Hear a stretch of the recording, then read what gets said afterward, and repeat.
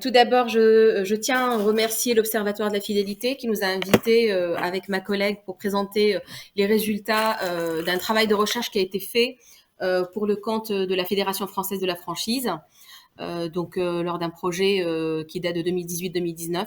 Donc, nous pensons quand même que les résultats de cette recherche restent toujours d'actualité, puisque la plupart des entreprises se sont restées en quelque sorte focalisées sur la crise sanitaire et les conséquences de la crise sanitaire. Et puis, il y a plusieurs projets qui sont restés en stand-by, notamment en relation avec les équipements et l'amélioration des systèmes de collecte et d'utilisation des données clients.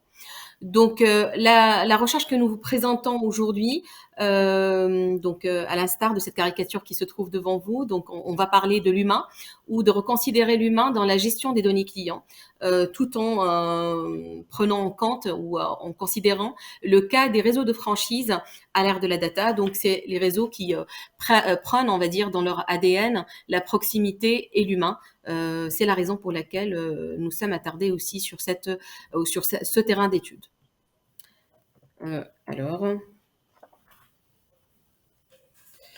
Donc, nous rencontrons souvent et de plus en plus des travaux de recherche, mais aussi des articles dans des journaux qui tentent à alerter les marketeurs, les managers sur le risque de déshumanisation, on va dire, du commerce face à une cause ou à une course à la robotisation et à la digitalisation des processus qui est susceptible de placer le consommateur des fois dans une situation qui pourrait paraître anxiogène et qui ressemble à la situation de ce client face à son service client dématérialisé. Donc, en même temps, le risque d'humanisation pourrait s'étendre à la gestion des données clients, puisque comme le montre cette étude qui date de 2019, donc les différents marketeurs placent prioritairement les équipements, en fait, ou les investissements en matière de logiciels et objets connectés, en intelligence artificielle en première position, en négligeant, peut-être en ignorant la place de l'humain, de sa formation, des équipements humains dans ce domaine-là. Cela nous renvoie à une problématique, une situation problématique qui sera présentée par Martine. Merci. Alors, donc la problématique aujourd'hui, c'est la place de l'humain dans ce cadre. Et on peut se poser la question, est-ce que ce cadre il est trop digitalisé? Donc notre objectif, c'est vraiment d'identifier les facteurs humains qui vont être nécessaires à la gestion des données clients. En se posant la question, comment mieux en tirer profit? Et ce, dans un contexte particulier, puisqu'il s'agit des réseaux de franchise. Et les réseaux de franchise présentent plusieurs particularités. La première particularité, c'est les relations contractuelles qui vont lier le franchiseur à ses franchisés. Et la deuxième particularité intéressante ici, c'est la relation tripartite, puisque effectivement, il y a la relation qui se combine à la fois entre le franchiseur, le franchisé et les clients. Et cette question sur la gestion des données clients, on s'aperçoit que finalement, jusqu'à présent, elle a été peu étudiée, et peu étudiée dans le contexte des réseaux franchises, peut-être effectivement en raison de cette complexité. Donc, merci. Donc, le management des données clients, qu'est-ce que c'est exactement? Donc, la gestion des données clients, c'est un processus qui permet donc une utilisation optimisée des données. Elle va regrouper différentes étapes, allant de la collecte des données jusqu'à leur traitement, en passant par l'épuration, le stockage, questionnement, exploitation. Donc, quelques variables qui nous semblent vraiment importantes. Tout d'abord, la cohérence. Pourquoi? Parce que la cohérence des données, elle va consister à préserver l'intégrité des données. La dimension aussi d'exhaustivité, c'est-à-dire ne garder que les données qui sont utiles, qui vont être utiles pour le réseau, pour répondre aux objectifs de l'entreprise. Ensuite, on va avoir également une notion importante sur la fiabilité, donc tout le long de la collecte des données, ce qui va nécessiter une mise à jour pour ne garder que les données utiles et garder donc cet élément d'unicité. Et dernier élément de plus en plus saillant depuis la mise en place du RGPD, c'est la dimension donc de consentement. Du consentement accordé par les clients pour partager les données au sein du réseau et permettre effectivement donc leur utilisation. Donc le traitement, il va permettre effectivement une connaissance plus importante du client. Il va permettre, on l'a vu ce matin, donc de personnaliser certaines actions. Et puis ils vont avoir aussi une dimension donc sur la dimension d'innovation produit. Alors, dans les réseaux de franchise, quelles vont être effectivement donc les particularités? Donc, on a parlé de la relation tripartite, de la relation franchiseur-franchisé. Donc, ça va induire automatiquement un management des données qui va nécessiter un travail d'équipe. Ce travail, effectivement, il va nécessiter également de veiller toujours à atteindre des objectifs communs, les intérêts du franchiseur et les intérêts du franchisé. Et tout ceci va passer par l'importance de la communication interorganisationnelle, au niveau de la pédagogie, au niveau du sens donné dans la collecte et dans l'exploitation. Donc, cette gestion des données dans les réseaux de franchise, comme on l'a dit, elle est peu étudiée en raison de sa complexité, en raison de la diversité donc de ses parties prenantes et en raison également de cette relation très particulière donc entre franchiseur, franchisé et client.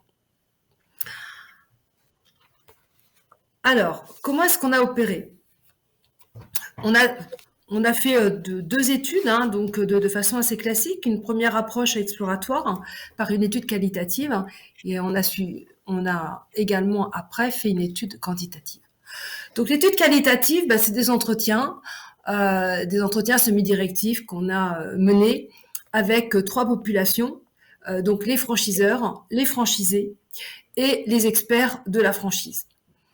Donc, il faut quand même remettre en perspective cette étude qui a été faite donc à l'occasion donc de la mise en place donc du RGPD donc après mai 2018. Donc, nous avions 5 thèmes abordés donc dans cette étude, un sur la place de la donnée client, 2 sur la stratégie donc dans la gestion des données, une partie sur la relation contractuelle, puisqu'elle tisse les relations franchiseur-franchisé, et puis, comme je vous le disais, donc les incidences de cette mise en place donc du RGPD. Nous avons mené deux analyses avec des logiciels, une première analyse lexicale, donc dit textuelle, et une deuxième analyse thématique avec NVivo. L'analyse lexicale, elle a vraiment mis l'accent sur le rôle clé du franchisé dans la collecte des données, du franchisé et de ses propres collaborateurs qui sont très proches donc des clients, et le franchiseur qui lui est plus orienté sur les programmes de gestion donc de cette fidélité. Alors, au niveau de l'étude qualitative, l'objectif de cette étude qualitative, c'était vraiment donc de retirer donc les facteurs importants donc dans cette gestion de la donnée client. Donc, le premier facteur, comme je vous le disais, il est lié au franchisé. Il est lié effectivement à sa proximité donc avec le client. Et effectivement, c'est de sa responsabilité de collecter une donnée de qualité et ceci va renforcer également donc sa proximité relationnelle. Le deuxième élément, c'est la communication et c'est surtout le facteur lié à la relation franchiseur-franchisé. Le franchiseur a un vrai devoir auprès des franchisés, un devoir de pédagogie pour effectivement lui montrer l'intérêt de collecter une bonne donnée, de partager effectivement ces données dans l'intérêt général du réseau.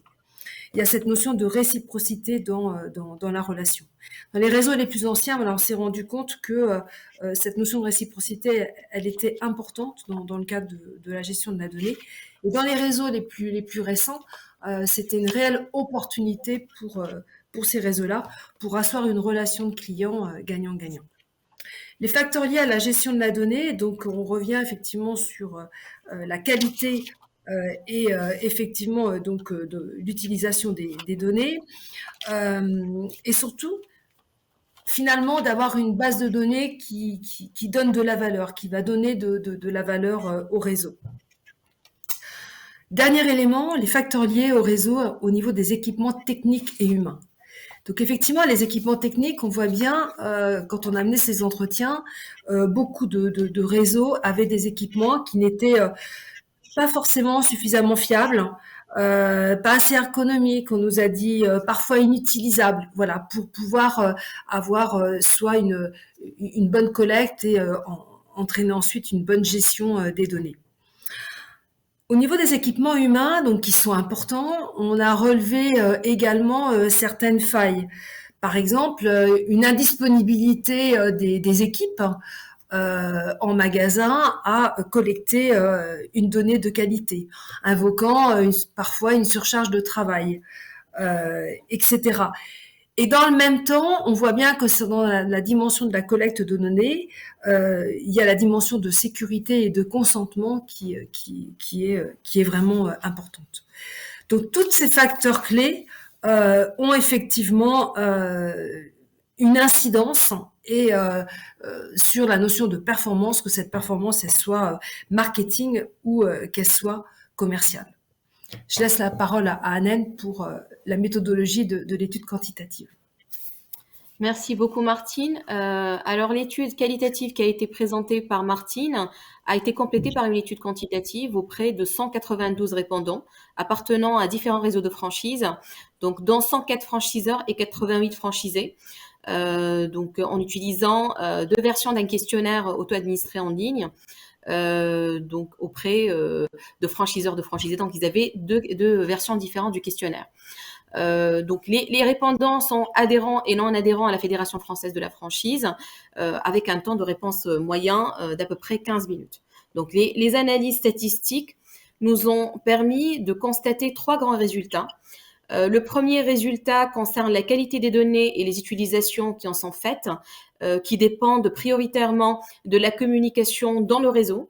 Donc, quand on parle de la communication dans le réseau, c'est un peu la communication entre franchiseurs et franchisés, voire même aussi avec les directeurs de magasins, et de la proximité humaine avec le client. Donc, ce sont les variables les plus déterminantes de la qualité, on va dire, des données collectées et des utilisations qui en sont faites. Deuxième groupe de résultats concerne la collecte et l'utilisation automatisée des données qui ne permettent pas, en fait, d'après notre étude, d'améliorer la performance marketing et commerciale du réseau de franchise. Donc, ça reste quand même une affirmation très intéressante, puisque par la suite, on trouve que ce qui fait améliorer, on va dire, la performance marketing et commerciale dans un réseau, ça va être plutôt les équipements techniques qu'on va mettre en place. Et puis les humains, en fait, les équipements humains qui vont se charger aussi de collecter les données et d'utiliser ces équipements techniques. Aussi la communication qui revient sur le terrain pour expliquer la performance marketing et commerciale, puisque la communication, encore une fois, dans le réseau, entre franchiseurs et franchisés, voire avec aussi les différents usagers, ça peut être les vendeurs en magasin, etc., vont permettre d'améliorer la performance marketing et commerciale. Donc, les résultats que nous venons donc de présenter nous ramènent vers les implications managériales suivantes. Tout d'abord, à travers la communication organisationnelle, il est possible, on va dire, de réduire la symétrie d'information dans le réseau, réduisant ainsi les comportements peut-être opportunistes en relation avec la gestion des données clients, donc qu'on a pu aussi identifier à travers l'étude qualitative. La communication interorganisationnelle permet aussi de rassembler les différents acteurs d'un même réseau autour d'objectifs communs, en fait, en relation avec la gestion des données, le pourquoi de collecter les données, comment le faire et en quoi ça serait utile pour chacun. Donc, elle permet aussi de favoriser l'échange de best practices éventuellement au sein du réseau, et de développer une forme d'intelligence collective dans la gestion des données clients. Donc, comment mieux les collecter et comment mieux s'en servir. La communication permet également de mieux comprendre les attentes et les besoins des usagers, notamment les vendeurs, comme on l'a dit, en magasin, ou alors les franchisés, les directeurs de magasins, des équipements et logiciels d'aide à la collecte et à l'utilisation des données clients. Afin de faciliter, on va dire, l'appropriation de ces outils et donc de faciliter leur acceptation. Parce que ça reste quand même un frein que nous pouvons remarquer au niveau de l'étude qualitative et quantitative. Donc, la deuxième implication managériale dont on pourrait parler concerne en fait la nécessité de cultiver, on va dire, les compétences humaines dans la gestion des données clients, notamment par la formation et aussi de consulter les usagers, par exemple les responsables data, franchisés ou directeurs de magasins, avant tout projet d'acquisition de logiciels ou d'équipements qui vont normalement les aider à collecter, à utiliser les données. Donc, troisième implication, concerne le fait de favoriser la proximité humaine avec le client, puisque en général, la tentation, elle est grande chez les professionnels de réduire le consommateur à ses habitudes de vie digitales. Et donc de profiter de la rapidité d'exécution de certains logiciels et d'équipements techniques et technologiques, sans trop réfléchir peut-être aux spécificités réelles de chaque client. Donc, favoriser la proximité humaine avec le client, ce qui est notamment facilité par le déploiement géographique des magasins en franchise et par cette relation des fois amicale qui va jusqu'à l'amitié entre le vendeur et le client, va nous permettre peut-être de collecter une donnée de grande qualité qui va nous permettre de mieux comprendre le client et de mieux répondre à ses attentes. Donc, ça me rappelle un fleuriste qui sait à chaque fois quelles sont les attentes de sa cliente et puis va lui proposer les fleurs hein, qui correspondent à son état d'humeur ou à ses événements de vie. Donc, toutes ces implications et toutes ces études pour vous dire ou pour conclure que collecter les données ne garantit pas une exploitation optimisée de celles-ci, ni une performance marketing et commerciale supérieure, parce que, tout simplement, il ne faut pas oublier que l'humain doit rester au cœur de toutes ces transformations, puisqu'il est le garant de la qualité de la donnée, de la relation avec le client. Donc, quand on parle de l'humain, bien évidemment, c'est les différents salariés dans un réseau, le franchiseur, le franchisé, le client, donc le consommateur en général. Voilà. Merci beaucoup. Merci.